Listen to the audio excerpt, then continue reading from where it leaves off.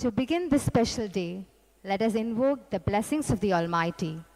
I request everyone to rise for the prayer song.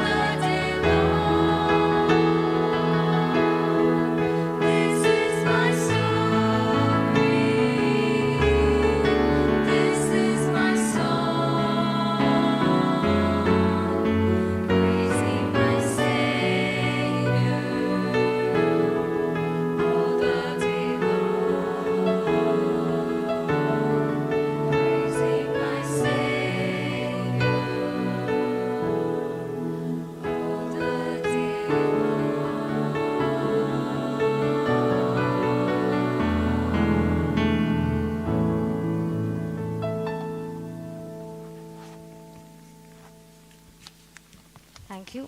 I request everyone to be seated. It's my privilege to invite and welcome our distinguished dignitaries today. Mr. G. Ravindranath Singh, Deputy Director, Commissioner of the Welfare of the Differently Abled. Thank you, sir. It is an honor to have you in our midst. Next, we have through Alex Paul Menon, IAS, Zonal Development Commissioner, MEPS, Special Economic Zone. Thank you, sir. It's an honor to have you in our midst.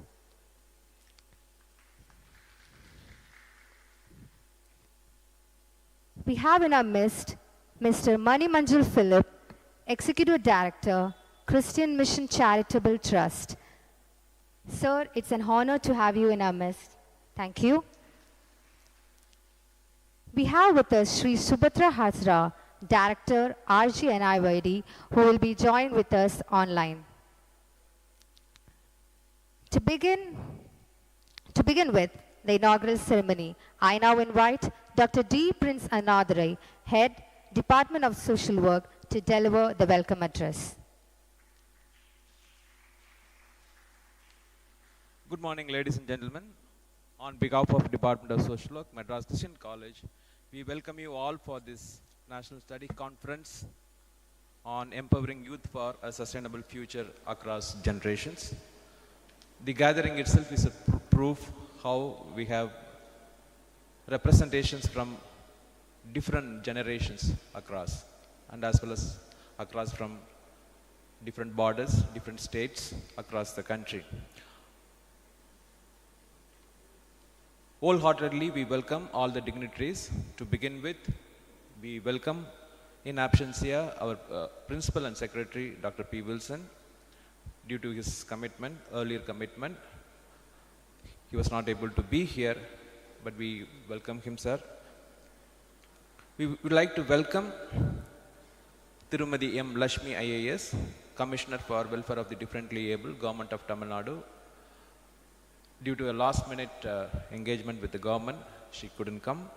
However, she has debuted G. Ravindranath Singh, Deputy Director, Commissioner for Welfare of the Differently Able, Government of Tamil Nadu. He is a veteran social worker from Ramakrishna College, Coimbatore, and he's from our fraternity. We are so happy to have you in our midst, sir. We consider your presence here as a privilege, and definitely you'll add meaningful insights to the deliberations in this conference. Thank you, sir. We truly honored to have Thiru Alex Paul Menon, IAS, Zonal Development Commissioner, MEPS, Special Economic Zone. Thank you so much for being with us today. We welcome you on behalf of Madras Christian College. We do have Sri Subhatra Hazara, the Director, Rajiv Gandhi National Institute for Youth Development, New Delhi. Very happy to welcome you for our conference. We are waiting for your welcome remarks, sir. Thank you so much for being with us and your constant support. We truly honored to have Mr. Mani Manjul Philip, the Executive Director, Christian Mission Charitable Trust, CMCT. Thank you so much for being with us today, and we always value our continuous relationship with you in terms of field work, research, and several other collaborating with you. We are honored to collaborate with you, happy to have you and your team in our conference today, sir. Professor Nainan John, the founder of the department. So thank you very much for being the pillar of support to the department. This particular conference, National Study Conference, we remember several decades ago and how it was conceived by you, the very idea, and how that name study is a pivotal aspect of a conference. It's not like any other conferences, but how that academic input was given so much of importance.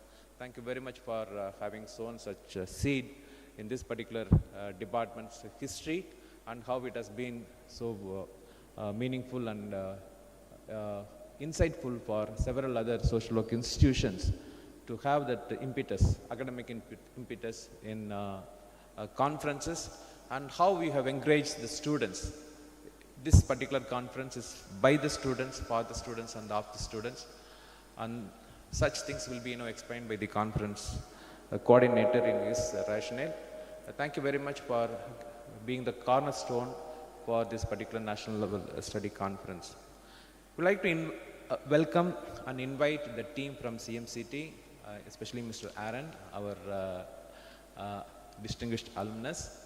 Thank you very much, Aaron, for being with us today, and also the team from CMCT.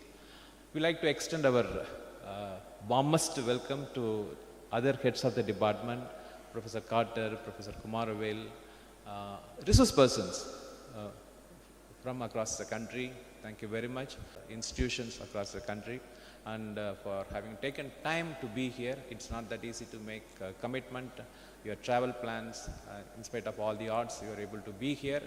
And I'm sure that the deliberation, 2.5 days, deliberation will be very useful to you. So once again, on behalf of Department of Social Work, we welcome everyone for this 2.5 days conference. I'm sure you will have tons and tons of insights to take along with in the social work career that you have taken. God bless.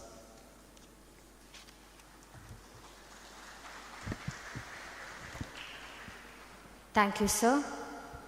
Now, to honor our dignitaries, I now request Mr. Rehan Reggie Chako, First MSW, to honor Thiru Alex Paul Menon, IAS, Zonal Development Commissioner, MEPS, Specific Economic Zone.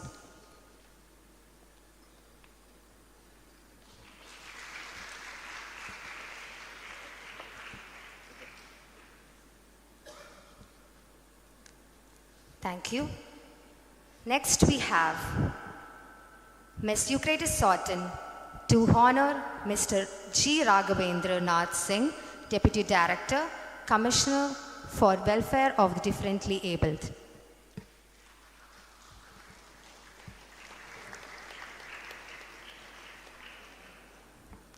Thank you, sir.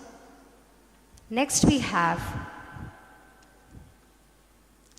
Mr. Alvin Joseph A., 2nd MSW, to honor Mr. Mani Manjul Philip, Executive Director, Christian Mission Charitable Trust.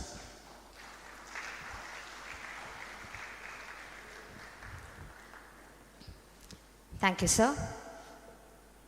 Now, I invite the dignitaries on stage to kindly come forward and light the ceremonial lamp.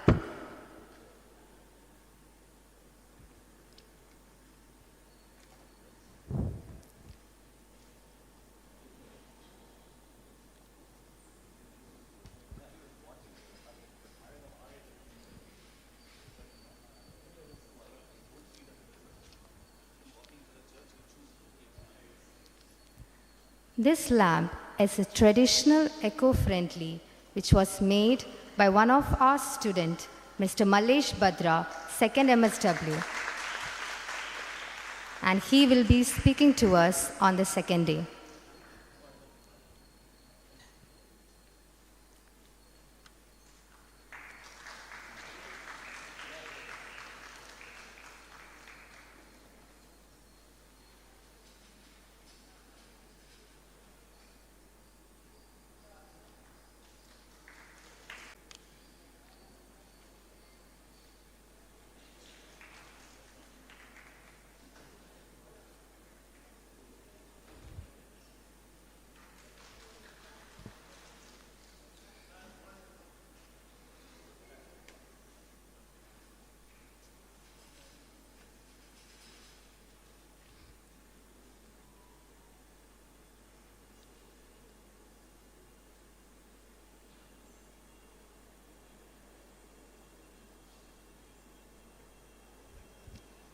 Thank you, everyone. I now invite Dr. B. Prince Solomon, Associate Professor and Conference Coordinator, to present the rationale of the conference.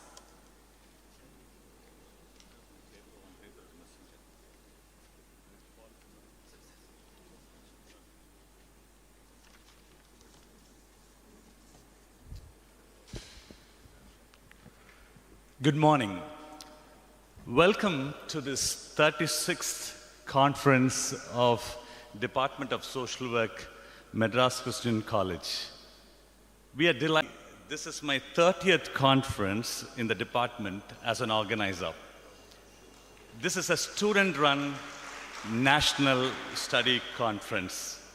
Even before NAC brought this as a criteria and it designed it, I think we made a kickstart right from the year. And you see, every time when the second year comes, the students gear up to do a conference. And it is a pleasant reminder that we have done these conferences consistently over the several decades, especially to 3.5 decades. We have our unique way of fostering, nurturing, and mentoring professional social work students, and this is one such annual activity of our department. We believe that our students truly are fostered and nurtured and mentored. I would like to repeat that this study conference is a student-run conference. You would have seen already, and you would see in the next 2.5 days as you sit here and watch, that the students run this conference, and that is why this conference is very unique and special. The world today faces an unprecedented convergence of global challenges, from the escalating climate crisis, the deepening inequalities, to the rapid pace of technological disruptions and social fragmentation. In this context, we need to rethink how we build a sustainable and inclusive future, and has not only urgent but existential. The very existence of our being is challenged in this new era. At the center of this transformation must be youth, a generation equipped with energy, creativity, and resilience, yet often excluded from the decision-making process that shape their own futures. This conference, Empowering Youth for a Sustainable Future Across Generations, is a response to this critical moment in history.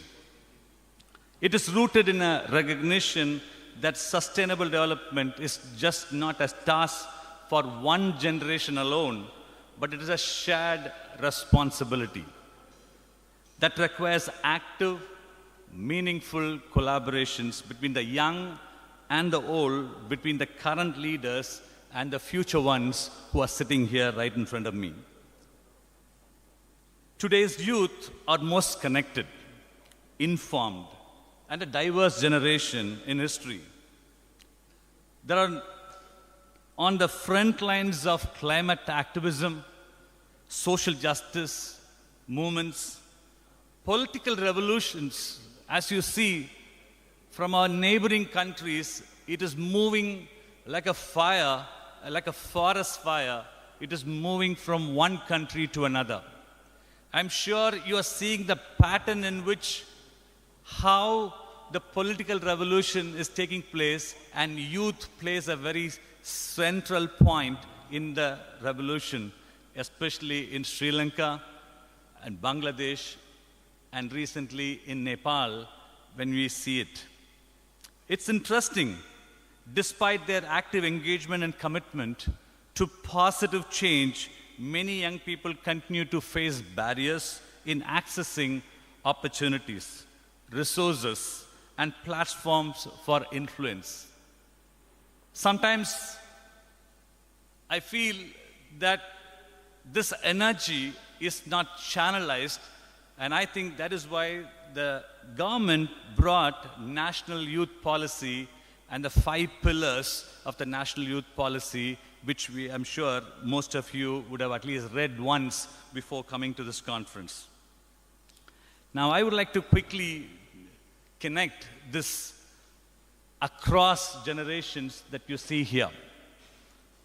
Sustainability is a long-term endeavor, and long-term solutions require intergenerational wisdom. Older generations possess valuable experience, institutional memory, and resources. Younger generations bring fresh perspectives, digital fluency, and other unrelenting demand for justice and accountability. The combination of these strengths, the wisdom, the justice perspective, the accountability part, that combination of these strengths can yield a powerful result, and that is why we are sitting here to deliberate, to discuss and debate on issues relating to youth and across generations. Now, this objective of this conference will create a platform for 5 things, which I want to let you know as a conference coordinator and with my fellow students and my colleagues as we deliberated to start this conference. Dialogue and exchange is one axis. Capacity building. When you leave in this 2.5 days, you should be empowered, you should be challenged that you have a capacity, you have an inherent worth and dignity that you and your voice are heard in your spaces. The third one is policy influence. Conferences are not just to be deliberation. I think it should reach policymakers. As you would have seen the program schedule, it is arranged in such a way that there are many officials, bureaucrats, policymakers, and non-governmental organizations participating in it. That is to make a convergence of the practitioner, educators, researchers to come together in one platform. The fourth one, showcasing youth-led innovations. You would see in the poster presentations as well as in paper presentations, students have come out with innovative practices and what they are doing in their own spaces to make this world a better place. The fifth one, fostering partnerships.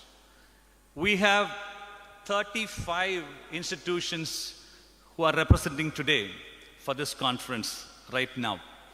And we're expecting some more who will give a surprise to us. Now, this is an important platform for social work students and other faculty students to come, network, and do partnership, and that is what this platform will provide.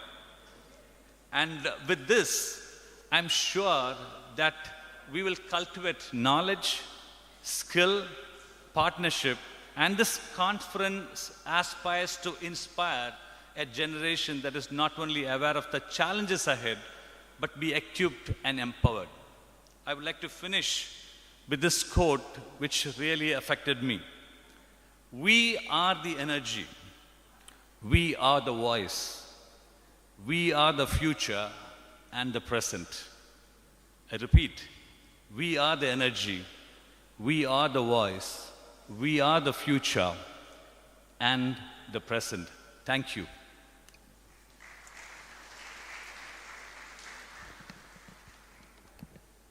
Thank you, sir. Now, to begin with, I invite Thiru Alex Paul Menon, IAS, Zonal Development Commissioner, MEPS, Special Economic Zone, to give the special address.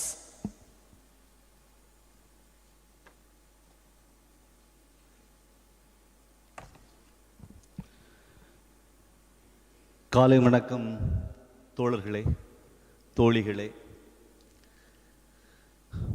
பொறுப்பிலே பிறந்து தென்னன் புகழிலே கிடந்து சங்கத்து இருப்பிலே இருந்து வைகை ஏட்டிலே தவழ்ந்து தேனாய் தீப்பிழம்பாய் என்றென்றும் இனிக்கின்ற முத்தமிழே உந்தனுக்கு எந்தன் முதல் வணக்கம்.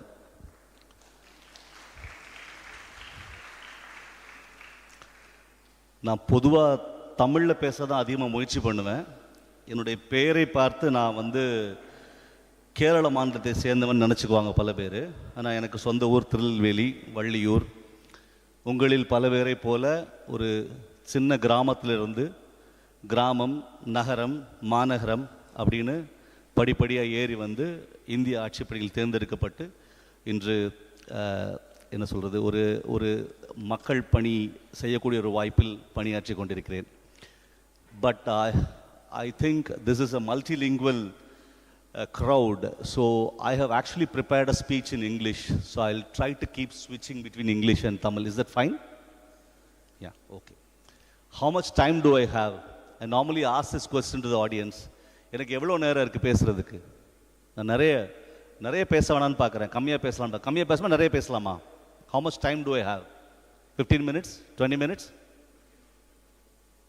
பேச்சு பிடிச்சிருந்தா நிறைய பேசலாம், எல்லாம் கட் பண்ணிக்கலாம். Okay, I don't want to make your morning absolutely filled with boredom. ஏன்னா அட்வைஸ் பண்ணுறது அப்படின்னா கட்டுச்சோறு கட்டிட்டு வண்டி கட்டிட்டு வர்றதுக்கு நிறைய பேர் இருப்பாங்க யூத்துக்கு. I have gone through all of this in my own youth, so I wouldn't want to inflict the same trauma on all of you. With that, let me at the outset thank the professors and office bearers in the Madras Christian College who kind of invited me for this event. It's a great honor, and dignitaries on the dais. It's an honor to share the dais with you. So I would start to say it is a privilege to be here at the Madras Christian College, where a place whose name carries both history as well as hope. When I see all of these beautiful posters printed and hanging, and all the topics that have been discussed over the period of years, I feel so overwhelmed. It speaks about almost everything we all care about. Being a public policy practitioner, like domestic violence in children, youth and justice, environment, women and violence, communal harmony, every topic is so relevant, and I'm so impressed by the very fact that you've been doing this continuously for the last so many years. And I'm being invited to be part of this beautiful congregation of enlightened minds where we're discussing such brilliant topics. So I do not just see a handful of students and teachers. I see a lot of energy, the conscience, the creativity, which I saw in a beautiful eco-friendly lamp. So I would rather say I see the future of the country, or rather the future of the world here sitting in front of my eyes. So before getting into the serious part, I wanted to make a small confession. I've been trying from the morning to understand what should I call you all as. You guys are the Gen Z? Gen Alpha? What are you basically? Gen Z? Is that what you call yourselves? Okay, all right. What am I? Boomer? Baby, my kids call me baby boomer. I still don't know what it actually means. I hope I will not become I don't look like a boomer, during the course of this speech. I will attempt to avoid boomerism, in my speech. I would rather call you Gen Wi-Fi, because without Wi-Fi, all of your heart rate kind of goes up 2 times. So, instead of Gen Wi-Fi, I would rather call you as Generation Possible, Gen Possible, because I see all the possibilities of change, reflecting in your conscious eyes here. You are Gen Possibility for me, basically. So whatever label everybody may use, the sociologists, the social media specialists may use, I would continue to call you and think of you as Gen Possible. Because you all have the power to make possible what the previous generations were not able to achieve. So you are Gen Possible for me. It's a sad reality, and it's a continuous reality that every generation, older generation, has always grumbled about the next generation. You know how old this is? This is as old as Aristotle. Aristotle, he lived more than 2000 years ago. He wrote that young people are very disrespectful, they are obsessed with pleasure, they are unwilling to work hard.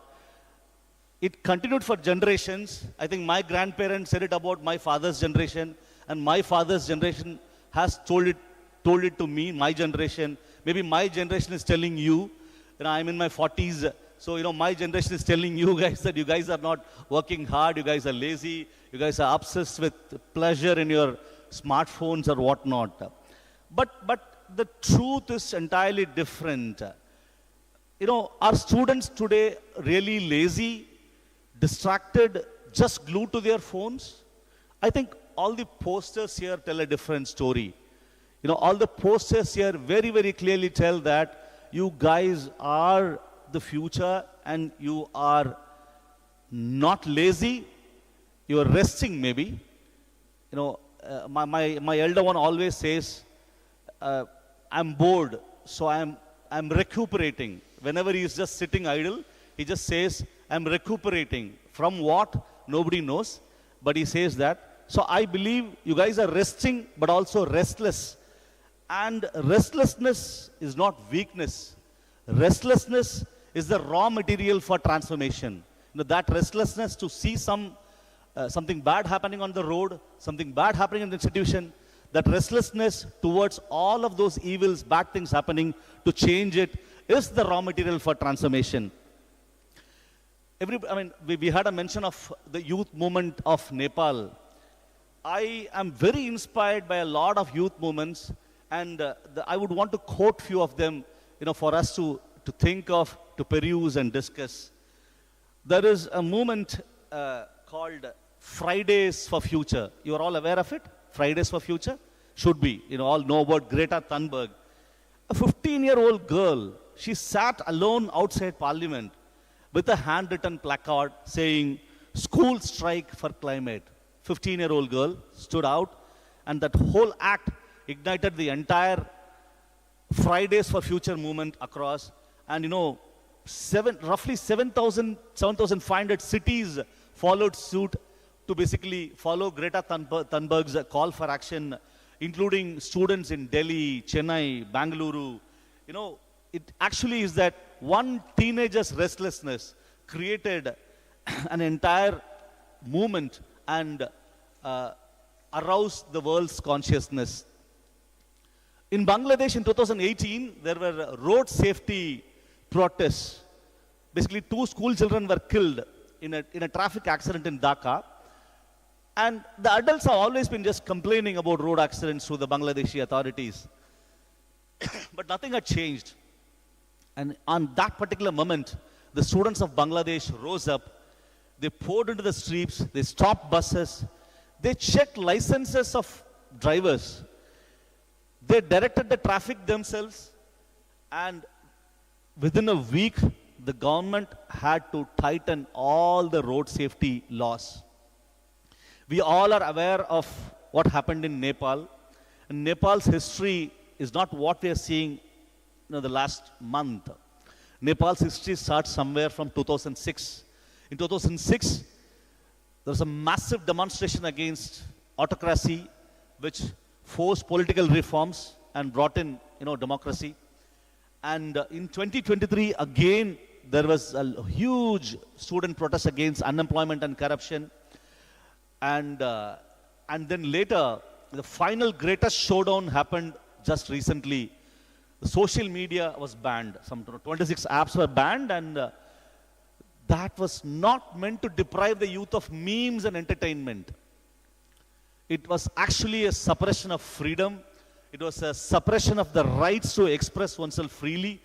And the youth, they struck back with their fight for the freedom of expression.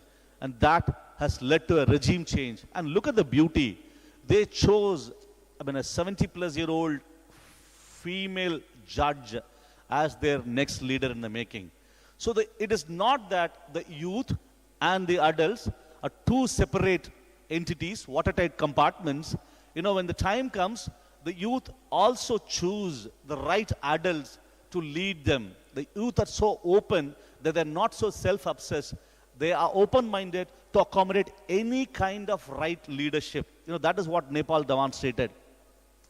You all know about Sri Lanka. There was a movement called Aragalaya. Have you heard about Aragalaya?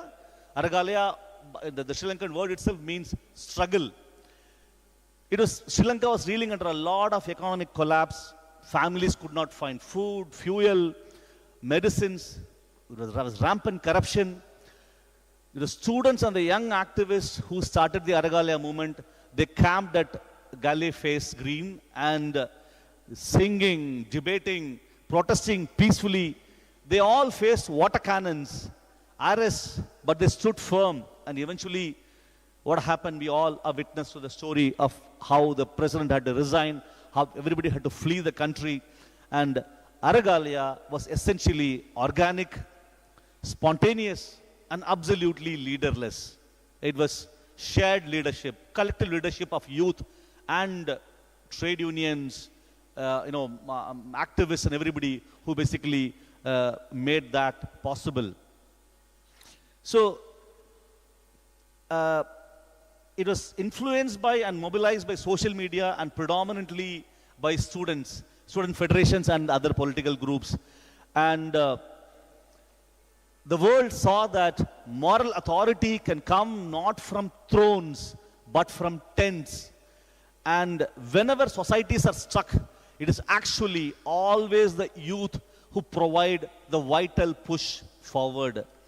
You know, the curious case of India warrants a lot of attention in this backdrop.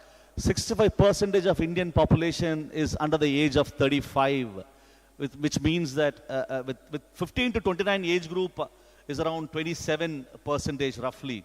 So it means that this youth bulge, it offers us a huge demographic dividend which could drive not only economic growth but also social change. And if we keep on ignoring the grievances of the youth, this can actually have serious consequences. Government policies, institutions, political processes, anybody who disregard the aspirations of young people, the backlash can be very sudden and can be extremely intense. That is the lesson we're picking from all of these examples in the vicinity of India. You know, there are a lot of examples closer at home itself. We all are aware of the Jallikattu protests of 2017. Entire Marina Beach turned into a sea of young people. You know, what began as a small protest to protect the traditional sport of Jallikattu, it grew into a very powerful, leaderless, disciplined youth movement demanding cultural respect and democratic voice. There were no politicians leading it. There was no central committees to organize it. Just students organizing food, cleaning the protest site, maintaining traffic, maintaining discipline, keeping the entire Marina Beach clean in spite of such a huge, massive gathering, in the beach side.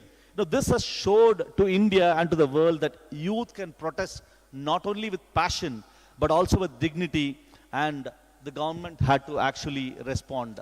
And youth had also been at the forefront of innovations, that is fostering sustainability. There is this, I would remember the name of the young girl called Ramya Jose from Kerala. She built a small pedal-powered washing machine, seeing that her mother was suffering because they could not afford a washing machine. So it is all grassroots ingenuity that is coming from the youth of this country. You all heard about this Super 30. There is also a movie made around Super 30. A young man from Patna called Anand Kumar, when he saw that slum-dwelling children were not getting access to quality education and they were not able to qualify for all the competitive examinations like an IIT, he created the Super 30, so enabling underprivileged boys to crack some of the world's toughest examinations like IIT, proving that the talent is not the monopoly of the elite and the privileged. I can speak about Barefoot College, Thilonia, Rajasthan. There's so many examples where there are true innovators who are from basically the youth.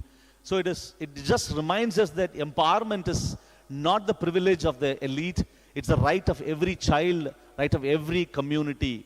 And I really, really very fondly remember the example of the flood relief efforts in Tamil Nadu in 2015. I was in Chhattisgarh in a remote district and was trying to help the communities here who were grappling with the floods in Chennai. And I remember we had interacted with so many students and young volunteers at that point of time. It was basically students and young volunteers who were out there risking their lives, rescuing the stranded. They cooked food, they verified information on WhatsApp, in Telegram, they built Excel sheets, they shared it. They gave the city hope to recover from a very pathetic situation. And in again 2023, the students again played a key role in flood management. All of them organic. They crowdfunded relief. The adults might not be even aware of the terminology. It's called crowdfunding. where the youth came forward to use social media to do crowdfunding. They built live maps, and they delivered essentials including milk and bread and whatnot. And let me also acknowledge the students of MCC also played a very, very crucial role in the 2015 as well as in the 2023 rescue efforts during the floods. And today, the accusation about the youth is that the smartphones are a big distraction. But to me personally, smartphones are a great, great power tool. You guys are accused of spending hours and hours on reels and memes. But the smartphone is also the greatest classroom in the human history. Through a smartphone, there are also reels which are educative. There are history snippets because our attention span is getting narrower and narrower. So, to get bite-sized information through reels and memes are also great political tools. I see that in Tamil Nadu and Kerala particularly, the amount of memes that come out from the youth in 2 to 3 minutes of an event happening. It is so astonishing, but there is a news item. In the next 10 minutes, I get at least 5 to 10 memes about that happening. It all the creativity of the youth that is, flourishing in the smartphone. And what earlier took months in the library to find and read, you might even wait in your canteen queue while waiting for your bhaji and tea, that you read a small article in your phone. That's the power of the smartphone as a tool. So I just want to shift the lens from here, because the topic that was given to me is empowering the youth. What does empowering youth really mean? It is not about what the youth must do. It is about what we, the adults, must do for them. There's no point in just telling the youth what to do. Keep advising them, keep dictating them. It is a responsibility on us adults as to what are we going to do for the youth. We empower them so that they become the beacon for the future. Youths, they do not become whatever they are in isolation. They are the outcome of ecosystems created by families, by schools, by colleges, by peers, by media, by society. There is enough research which speaks about something called microsystem, mesosystem, and macrosystem. Microsystem consists of family, teachers, peers, and if parents crush curiosity, if parents can only incite fear, if teachers can only incite insecurity in students, if you silence the questions, if peers mock creativity, how will empowerment happen? Empowerment starts by the adults reforming themselves in the process of enlightening and enabling our youth. The responsibility starts with us. It is not with them. And in the mesosystem, we have our colleges and schools and communities. If we are rigid and if we are bureaucratic, they would automatically suffocate. And if we are flexible and we are encouraging, they will incubate leaders from among their ranks. And the macro system is a society at large. Look at the kind of movies we are making. I come from Tirunelveli, and I know, what movies have continuously incited caste violence in my district. Right from Devar Mahan, there have been continuous movies around caste pride, which has kindly pulled the society down. So, today when we blame the youth of a particular district for being misled by caste pride, I think it is us adults to blame who have created the ecosystem and the movies and the influence and the culture that has spoiled them into what they have become today. We all heard of a recent murder. It's very it's heart-wrenching. But I would say there's no point in blaming the youth. It is the adult who has to take responsibility that we have created an ecosystem. It is us we need to reform the ecosystem rather than putting it on the youth. So when we keep on accusing the youth of being lazy, of being distracted, we must ask, who built the ecosystem? Who designed the exams? Who designed the media? Who designs the culture continuously? Who designs the opportunities? Who is continuously resisting change? We, the adults, are the youth. I kind of remember one of my poems which I wrote during my college days. I just thought I'll pick it here and read it for you. I hope it is relevant. Like each one of you, I was also an angry young man, 20 years back in my college, and I studied in engineering college, and engineering colleges during my time were the den of control, basically. So, so I had written something to basically to be very, very critical of the management, the institutions, and the professors, basically. I just wanted to share my yesterday's pain with my friends sitting here in front of me today. It says, ஐயா மனுநீதி சோழர்களே, கல்வி கூடங்கள் யாகசாலைகளாம் எவனோ சொன்னான். ஆம், எங்கள் பொன்னான நேரங்களை எல்லாம் நெருப்புக்கு வார்த்துவிட்டு உங்கள் புரியாத மந்திரங்களுக்கு தலையாட்டி நிற்கிறோம். புதிய இலங்கை இது, இங்கு மட்டும் வருடா வருடம் புது புது சீதைகளின் சிறையெடுப்பு. அறிவு பசியில் எங்கள் அகங்கள் வெந்தபோது பொறுமையாய் பிடில் வாசித்த நீரொக்கள் நீங்கள். உங்கள் வாய் வீச்சில் சிதைந்து போனது சூர்பனகைகளும் பல சமயங்களில் சீதைகளும். பிச்சை புகினும் கற்கை நன்றே ஔவை மொழி. நாங்களும் பிச்சை எடுத்தே கற்றிருக்கிறோம், தன்மான பிச்சை, மரியாதை பிச்சை. வித்தியாச வேடந்தாங்கள் இது, இங்கு புறாக்களுக்கு வல்லூறுகள் காவலுக்கு. எங்கள் பாதை எங்கும் மரங்களாய் நீங்கள். நிழல் கிடைக்கும் என நம்பி நடை போட்டோம், நிழல் கிடைக்கும் என நம்பி நடை போட்டோம். நீங்களும் வீழ்ந்து எங்கள் வழிகளையும் அடைத்தீர்கள். தனித்தனி பாதையில் வந்த ஆடுகள் நீங்கள். புட்களை காட்டி உங்கள் பட்டியில் அடைத்தீர். இன்று மந்தை மந்தையாய் ஒன்றன் பின் ஒன்றாய் ஒரே பாதையில் பள்ளத்தாக்கு சரிவில் நாங்கள். இந்த மகப்பேறு மருத்துவமனையில் மட்டும் சூழ் கொண்ட சிசுவெல்லாம் குறைப்பிரசவ குழந்தைகளாய் பிறக்கும் அவலம் அசட்டையால். புல்லாங்குழல் ஆகும் ஆசையில் வந்த மூங்கில் குருத்துக்கள் இன்று வெறும் அடுப்பு குழல்களாய்.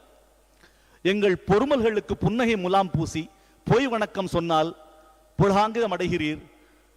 எங்கள் சுயங்களை அடகு வைத்து வந்த வட்டியில் 4 ஆண்டுகள் வயிறார ஒரு வாழ்க்கை முழுகி போனது அசல். இந்த குளங்களின் நீரெல்லாம் வாய்க்கால்களில் வட்டமடித்தே வீணாய் போயிற்று. உங்கள் சிம்போசிய கச்சேரிகளில் மட்டும் இந்த வீணைகளுக்கு ஒரு வாய்ப்பு இசை மீட்ட. மற்ற நேரமெல்லாம் எங்கள் நரம்புகள் துருப்பிடித்து புதிதாய் முகவரிகள் தேடி வந்தோம்.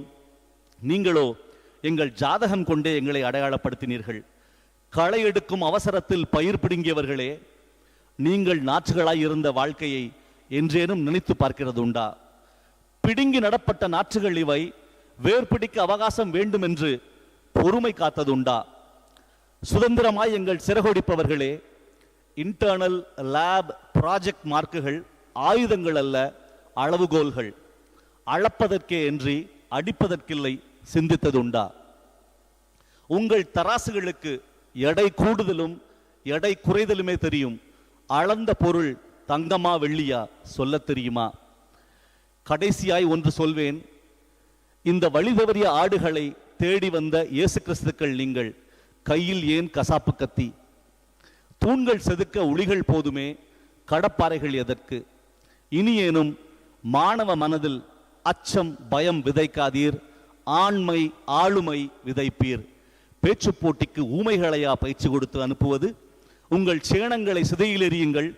ஆண் பெண் நட்பு காலத்தின் கட்டாயம். தான் கண் மூடினால் உலகமே இருட்டில் என்னும் பூனை மனம் கொள்ளாதீர். முரண்கள் கண்டால் முறைத்து முட்டுக்கட்டை போடாதீர். முரண் தோன்றும் இடத்தில் புதிய சிந்தனை புதிய தலைமை உதயமாகுதாம். உளவியல் உண்மை அறிவீர். உங்கள் துருப்பிடித்த விலங்குகள் உருக்கி எங்களுக்கு கலங்கள் செய்து கொடுங்கள். நாங்கள் கரை சேர கலங்கரை விளக்கமாயிருங்கள்.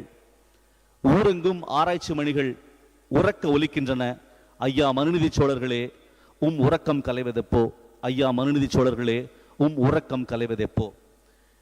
இந்த கவிதை ஒரு I was maybe 20-year-old, so it is like this is 25-year-old. 25 வருடம் முன்னாடி வைரமுத்து தாக்கத்தில் இதை எழுதுனது. ஆக்சுவலா இப்போ ரெலவெண்டான்னு எனக்கு தெரியல.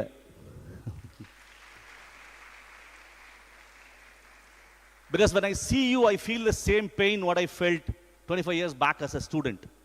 And I probably am continuing to be in the same mold in my own student youthfulness and anger. It is still continuing to rule my senses when I am in the civil services, basically. So I just want to add few more things and then finish this. I keep saying it everywhere that what is it that we need to cultivate? What is it that we need to demonstrate? One core skill or one core value which we all need to keep on curating, sowing in the minds of young minds is empathy, because empathy lies at the core of sustainability. And this one skill, it underlies everything. If there is one skill, it is empathy. You may have the best education, you may have the sharpest skills, the finest degrees, but without empathy, you may end up building systems that will bring more harm rather than healing. With empathy, you will always build sustainable systems that will run on its own, that will amend it organically on its own. So empathy drove students to rescue the strangers in floods. Empathy moved Greta to strike for unborn generations. Empathy made the Sri Lankan youth stand in the rain demanding justice. Empathy is not a soft skill. It is a very, very strong foundation for a sustainable society and for our future. I just had, normally in a speech you tend to basically say if there is a message which people can carry home, if there is some catchphrases which all of us can take home. So I thought there are responsibilities for the youth and there are more responsibilities for us, the adults. And this entire conference is laid up with so many brilliant topics, so that I decided not to touch any serious topic and just make a generic pitch and then leave the stage open for the further speakers to deliver deeper insights. So for the youth, be curious, be courageous, and be collaborative. Now that's the message that I would want to leave here for you. When I say be curious, never be satisfied with passive acceptance. Keep questioning, keep exploring, keep investigating. My sons study in a school called KFI, Krishnamurti Foundation International, the school. So there's something so brilliant. And what I'm telling you is what I actually believe in so strongly. I practice in my life, and that is why I'm speaking with a lot of conviction about what it is. So my sons study in the school, and in the school there are no uniforms, there are no exams, and there is no fear of authority. The best part is the teachers are all called Anna and Akka, and they can question anything freely anytime. I keep interacting with my children, and there are so many brilliant occasions where I see that school doing a great job where the fear of authority is removed. There is respect, yes, but there need not be fear.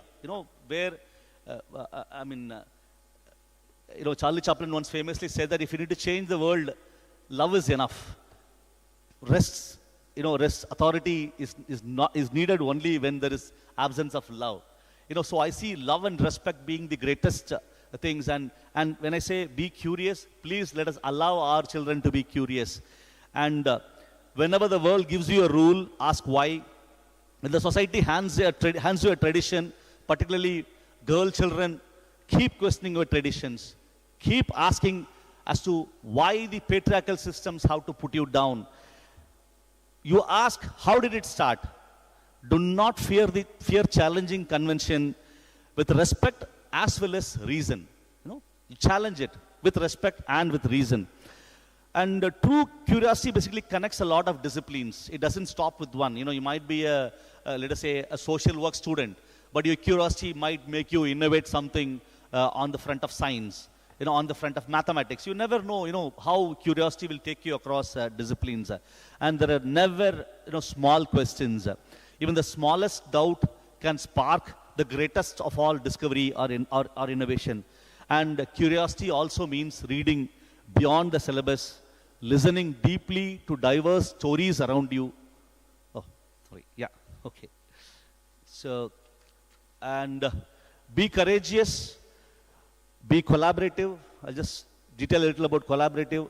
Today, the world is filled with competitive examinations. Each of us are made to compete with each other, to run in a rat race for money, for power, for pride. Let us get out of that. Let us learn to work as communities. Let us start collaborating. The call for ecosystem creators, Be compassionate, be conscious, and be consistent. Please listen, learn, and unlearn, and lead. The youth follow examples, not just advices. Be the change what you want to see in them. Please enable, empower, and elevate, and let us all collectively dream, collectively build a society that can sustain itself with available resources this globe has offered us, and keep nourishing our future generations forever. Thank you so much for this opportunity. Thank you. Yeah. Thank you. Thank you, sir, for truly inspiring and sharing with us the encouraging words.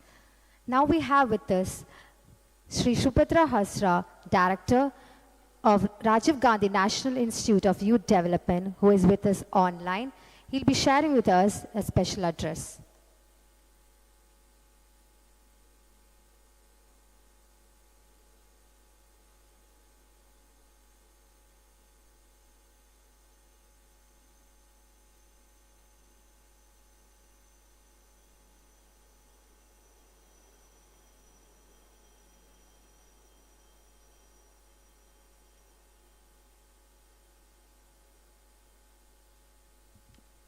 While it's getting connected, I would also like to announce that all of them who have addressed in the hall to kindly keep your phone in silent mode.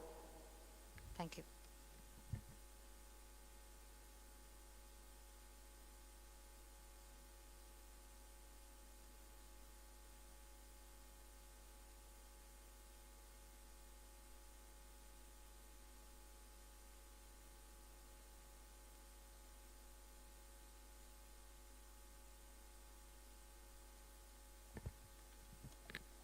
Sorry for the inconvenience.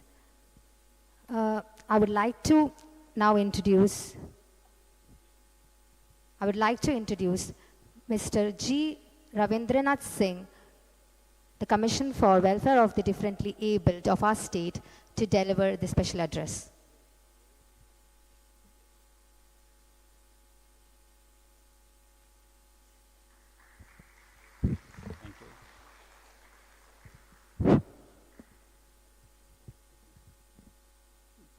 Good morning, respected dignitaries in the dais and the gatherings assembled here, and the students of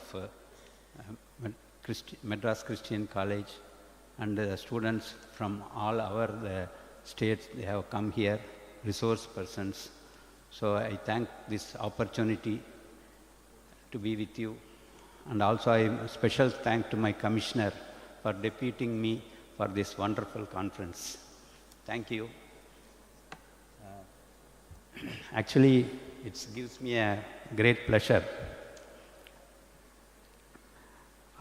in this wonderful, youthful gathering, which is energetic, dynamic, and who are all assembled in this MCC, which is more than 189 years in service. It's nearing 2 centuries in the service.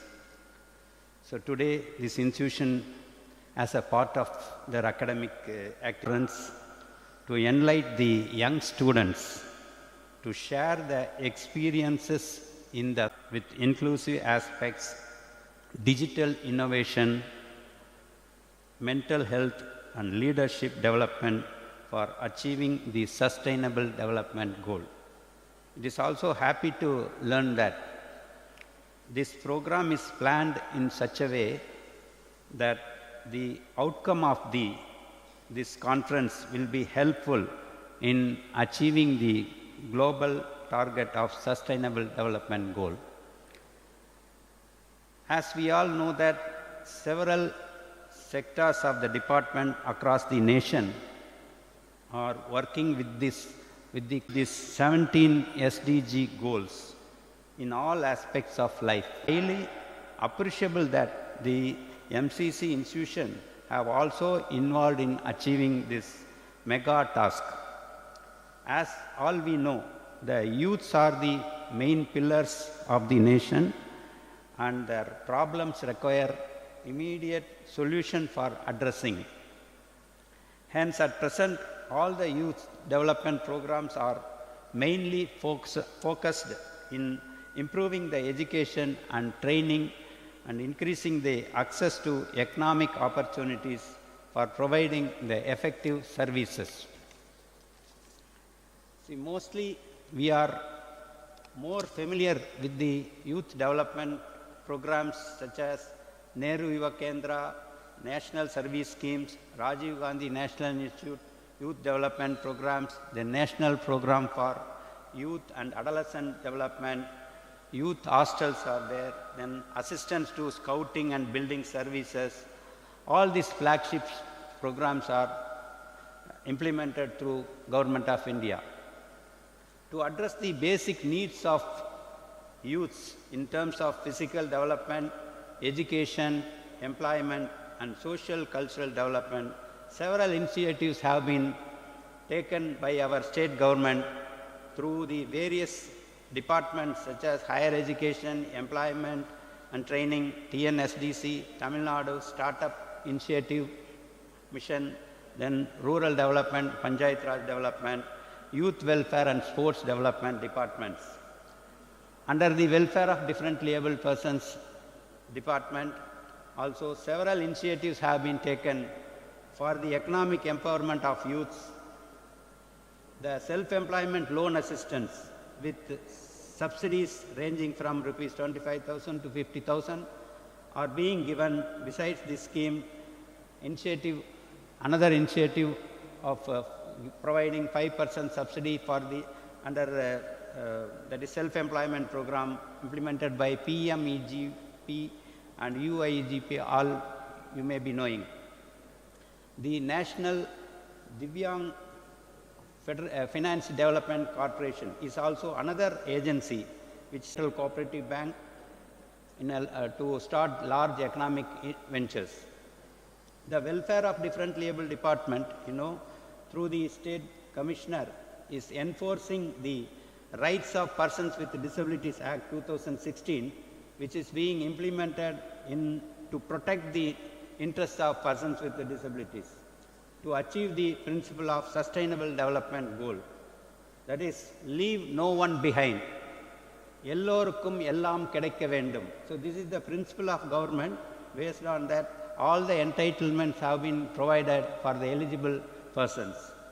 The Tamil Nadu Rights Project, which we are implementing now, with the support of World Bank financial assistance, are also aims to reach all the differently able persons on their doorstep, interventional services, and make them productive citizens. Hence, I would like to state young graduates from this institution as well as the institution from other states who are specialized in social and human sciences to serve as program managers, officers at various levels in this project. Even those who are having certificate courses in the rehabilitation services have also very good scope to work in this project as volunteers as well as activists at village level. Many government departments such as welfare of differently able, social welfare department, ICDS, social defense, all these having very good avenues to observe the social work graduates to be placed as district level officers, social welfare officers, social workers, CDPOs, as all you know. The placements are possible in all these positions because of the knowledge they gain during their studies about practicing various methods of social work, that is casework, group work techniques, community organization, community development, social action, and research and social welfare administration, etc. The knowledge they gain by the study of social welfare administration are much useful in managing the NGOs to support the government. With this, I conclude my remarks with the hope that at the end of the conference, many suggestions and deliberations would be evolved based on their experiences of resource persons and research scholars who present their papers and interactions with the participants and policymakers. So these observations points may be proposed to government to translate into meaningful action. You know that the government schemes which have sustainability only if it is proposed based on the needs, felt needs and field level experiences and deliberations of conferences like this. Hence, I convey my best wishes for the success of the conference to have a fruitful.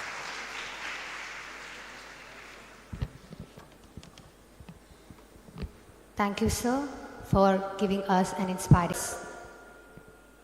Shri Shubhatra Hasra, Director, RGNIYD, who will be presenting a special address online.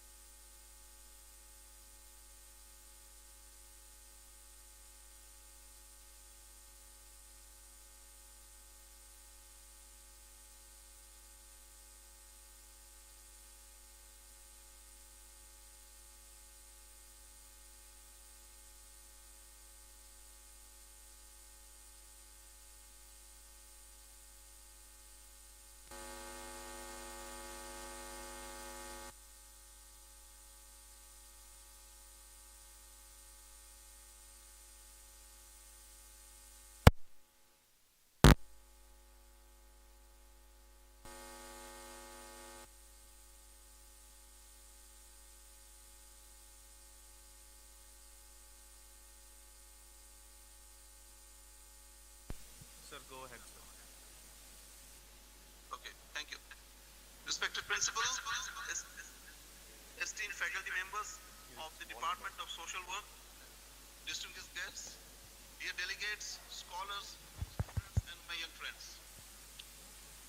Welcome, namaskar, and good morning to you all.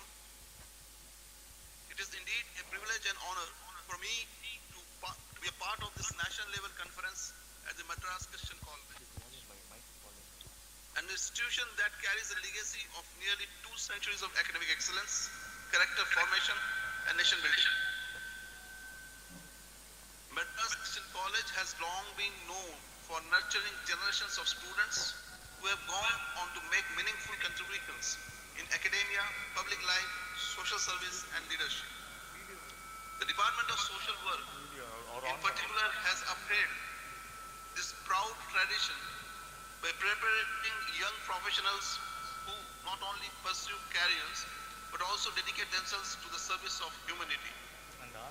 I congratulate the department for organizing this National Study Conference on empowering youth for a sustainable future across generations 2025. The theme of this conference is both timely and transformative. Today, the role of young people in shaping the future of our nation and the world cannot be overstated. India is one of the youngest nations globally, with more than 65% of our population below the age of 35. This youth dividend is not just a demographic statistic, it is a tremendous reservoir of energy, creativity, and possibility. If guided, empowered, and supported effectively, our youth can be the most powerful catalyst for sustainable development. The background note of this conference captures the essence beautifully. Youth empowerment is a cornerstone of sustainable development, be it poverty alleviation, climate action, reducing inequalities, or building inclusive societies. You stand at the front line. Social work graduates equipped with advocacy skills, community engagement, problem solving, and resilience are uniquely placed to drive this transformation. But as we all know, their potential often remains untapped. Many young students have unmatched talents, skills, and competencies in sports, arts, technology, and medicines. Conferences like this are vital because they offer a space to reflect, to learn, and to connect the very pillars upon which empowerment is built. The objectives of this conference, social and economic empowerment, health and mental resilience, innovation and sustainability, and global engagement, are aligned with both our national priorities, such as National Youth Policy and the Sustainable Development Goals. In fact, they highlight the holistic nature of both development. It is not enough to give a young person skills without giving them opportunities. It is not enough to encourage resilience without also building systems of support. It is not enough to speak of sustainability without equipping the next generation to innovate and adapt. The wide range of subtopics covered: entrepreneurship, mental health, holistic development, climate change, technology, and inclusive growth, remind us that youth development is not a single-track agenda.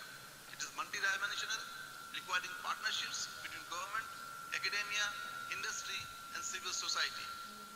At the Rajiv Gandhi National Institute of Youth Development, we shortly call it RGNUID as it is popularly known, which is the apex national institution under the Ministry of Youth Affairs and Sports, we too share this mandate of empowering youth through education, training, research, and capacity building.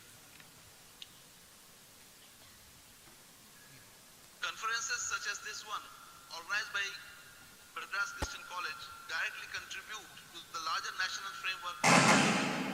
I firmly believe that the discussions, panels, and exchanges here, particularly on topics such as youth and social work and youth and tribal communities, will widen the horizons of MSW students and deepen their understanding of the diverse contexts in which social work must operate. Let me share a thought here. With empowerment is not just about preparing young people for the future. It is about equipping them to shape the future, a future that is equitable, sustainable, and compassionate. This requires a mindset of continuous learning, adaptability, and self-empowerment.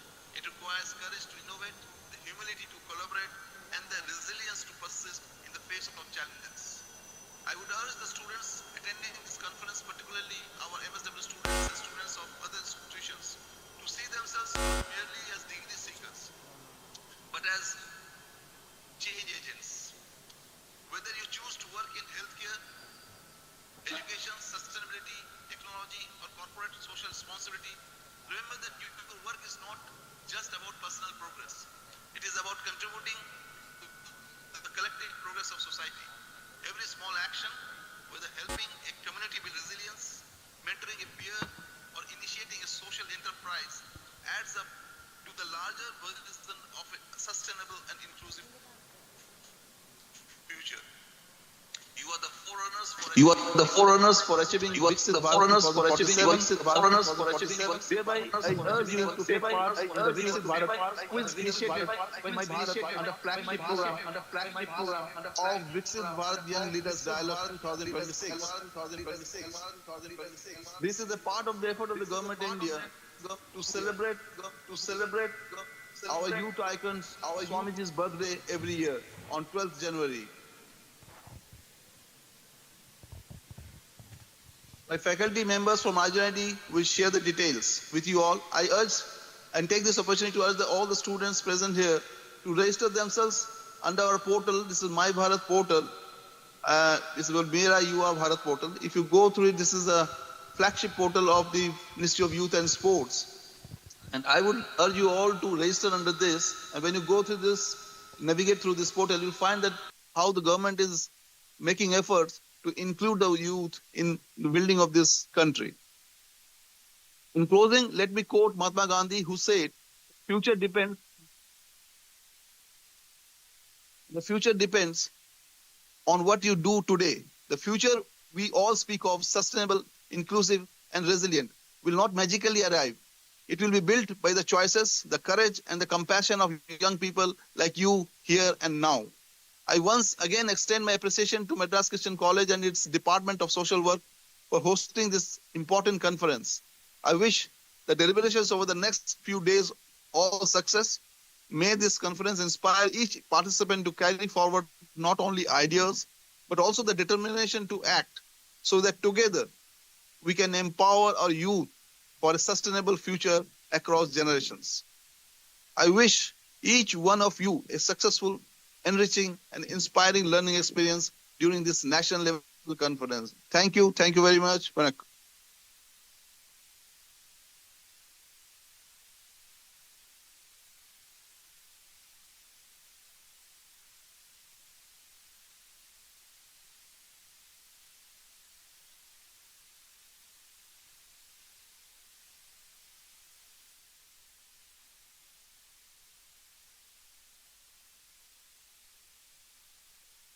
Thank you, sir, for insightful words.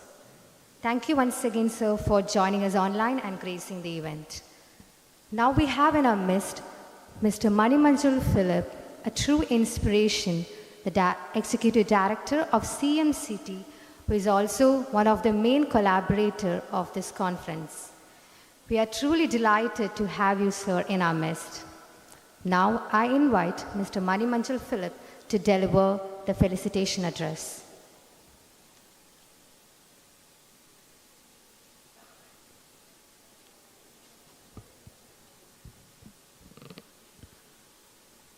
Respected dignitaries on the dais, distinguished guests, esteemed faculty of MCC College, dear students and friends, it is with great joy and deep respect I stand before you to felicitate this National Study Conference 2025 on the theme, Empowering Youth for a Sustainable Future Across Generations. During the last 1 hour, I have heard a number of thoughts has been placed before you. And I'm sure that the next 3 days, there is a lot of deliberations going to happen, and you'll be enriched with a lot of knowledge and resources over here. So my prayer is that this should not be just an event, but it should be a movement that brings the thoughts and ideas into actions, and where knowledge is shaped into responsibility. I'm sure the presence of the faculties, leaders, and the resource persons over here, and the vibrant youth who are here today, you are a remarkable gathering, and I'm sure that you will make great things happen in this nation. We affirm today a vital truth. We have heard so much that the youth are the voice, the energy, and the truth is that the future belongs to the youth. But it will be shaped by the vision, values, and courage they embrace, especially in this VUCA world. And when we speak about sustainability, I think for me the key of sustainability is, as the speaker earlier have said, it's more about empathy and love. We speak nowadays, everywhere we speak about sustainability. And it's about environment, about many things, but it's more about relationship and to ensure justice, equity, and opportunity for all generations yet to come. And my prayer is that let our youth be the salt and light of this nation.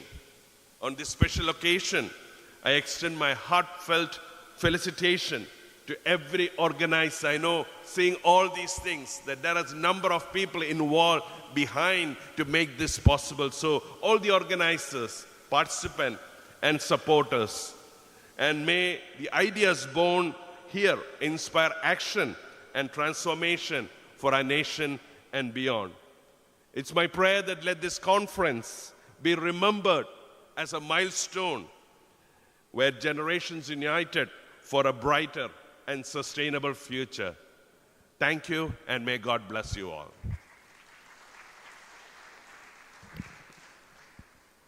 Thank you, sir. Thank you once again for bringing out the essence of empathy. To conclude the inaugural session, I now request Ms. R. Nivya, 2nd MSW, MCC, General Secretary of SEWA, to propose the word of thanks.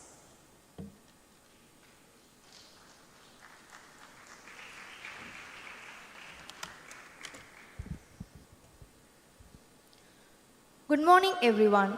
First and foremost, I would like to express my heartfelt gratitude to our Almighty God for His abundant grace and guidance throughout this journey. We extend our sincere thanks to our respected principal, Dr. P. Wilson, for his constant encouragement and support. A special word of appreciation goes to our chief guest, Tirumadi M. Lakshmi IAS, Commissioner for the Welfare of the Differently Abled, Government of Tamil Nadu. Unfortunately, due to an important commitment, she couldn't make it out. She is being represented by Mr. Ravindranath Singh, Deputy Director, Commissioner of the Differently Abled, Government of Tamil Nadu. Thank you, sir, for your presence. I sincerely thank our guest of honor, Thiru Alex Paul Menon, IAS, Zonal Development Commissioner, MEPS, Special Economic Zone, and Sri Subrata Arsa, Director, Rajiv Gandhi National Institute of Youth Development, for their valuable presence and thoughtful insights. A special word of gratitude to Mr. Mani Manjul Philip, Executive Director, Christian Mission Charitable Trust, for their support and collaboration. Thank you, sir. I extend my appreciation to every participant for your presence in this conference. With deep appreciation, I thank each one of you for being with us in this conference. Let us continue to learn, grow, and stand united for causes that truly matter. Thank you all.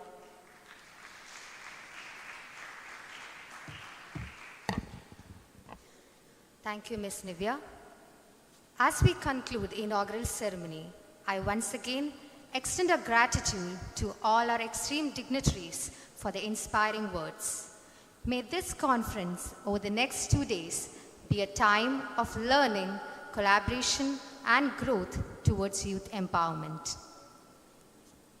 Now, I request everyone to kindly assemble for the group photo session. The photo session will be taken inside the Anderson Hall. So I request everyone to stay within the hall, and the arrangements will be done within few minutes. And after the arrangements, everyone will be coming on the stage to arrange yourselves for the photo session. After the photo session, there will be a tea break, which will be followed by a keynote address from 11 o'clock.